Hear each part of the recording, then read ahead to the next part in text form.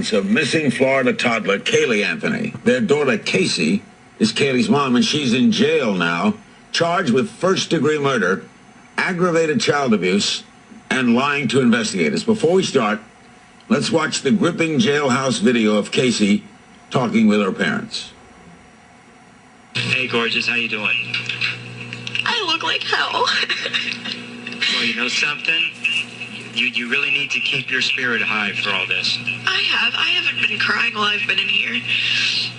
Well, you know trying something? to read books and do other things to keep my mind off of stuff. Listen, I'm in front of the cameras all the time. What message do you want me to give to Zanny and to Caylee? What do you want me to tell Zanny? That she needs to return Caylee. What do you think her reasons are? Mom, I don't know. Okay. I forgive her.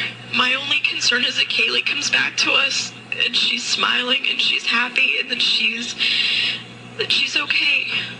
Okay. What do you want me to tell Caylee? That Mommy loves her very much. And she's the most important thing in this entire world to me.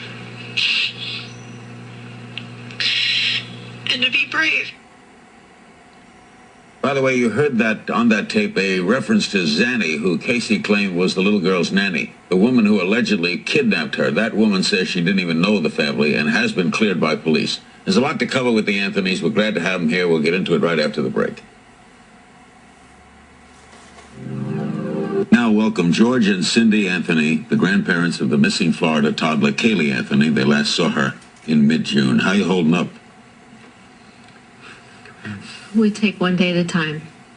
You know, it's very hard. A lot of sleep lost a lot of weight. You know, we just take one day at a time. When did you last see Caylee? I last saw her on June 16th, the day after Father's Day. What happened the day she went missing? We actually didn't find out until July. She'd been missing how long when you found out? About a month. Isn't that strange?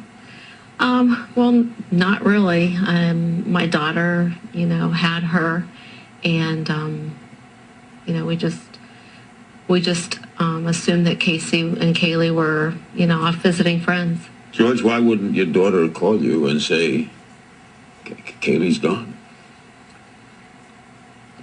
That's really a good question. I know we kept in contact with her, at least Cindy did, almost every day or every other day. A little text message here and there, everything was fine. So what do you make of it? I mean, she's your daughter. You have to have some. Yeah. Why would she not tell you? I think she was frightened. I think from what we understand that, you know, there's been threats to not only Caylee's well-being, but also to our family's well-being. By the people that have Caylee. Do you think Caylee was taken? Your daughter obviously knew she was taken. Mm-hmm. For what purpose? You know, I'm still trying to sort that out. You know, the person that originally has her or had her, we've had 3 or 4 different sightings with the same description that Casey released, that they finally released on this person. And the Zenaida that the police department tracked down was one out of thousands that Casey said right from the beginning was not the correct person. They just now released within a couple weeks ago the actual description of the babysitter. And we've had 3 that I'm aware of, tips that have come in since June, that people describe this person to a T that had Caylee. What does your daughter think, George? Well, our daughter thinks that Caylee needs to be found. And she said... What does she think happened? Oh, she's already told us that this Zanny, this babysitter, is one that has her. Who denies it?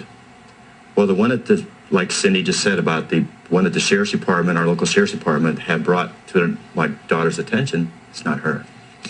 So let's go back to July 15th. Cindy, here's part of the 911 call that you made. 911, what's your emergency? I called a little bit ago, the deputy sheriff saying I found out my granddaughter has been taken. She has been missing for a month. I told you my daughter was missing for a month. I just found her today, but I can't find my granddaughter. And she just admitted to me that she's been trying to find her herself. There's something wrong. I found my daughter's car today, and it smells like there's been a dead body in the damn car.